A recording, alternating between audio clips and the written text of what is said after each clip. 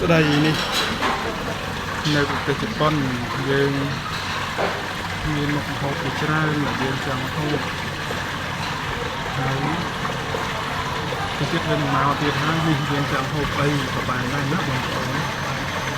ហើយមិនថ្លៃទេបងប្អូននេះនៅប្រទេសជប៉ុនគួរថ្លៃទេចឹងបងប្អូនណាចង់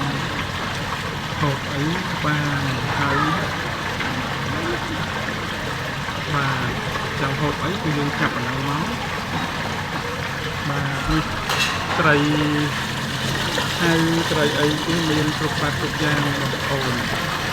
ចង់ហូបអីក៏ហូបនឹងចង់ណាយើងចង់ហូបអីយើងយកនឹងមកឃើញទេបាទនេះគឺហូបនៅក្នុងប្រទេសជប៉ុនបាទហើយមិនសមល្មមយើង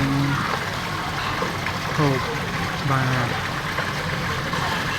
គឺមានគេយកអស់ខ្លះហើយគេទៅមកបន្តហើយបាទនេះបងប្អូនចាំហូបអីក៏បានដែរណាបងប្អូនបាទនេះគឺយើងហូបប៉ុនធ្វើបរិមាណរហូតពេញមួយហាងទេណាបាទមកកាត់ថាnóក៏មានដែរបងប្អូននេះវិលជុំវិញក្នុងហាងគេហ្នឹងណាបាទ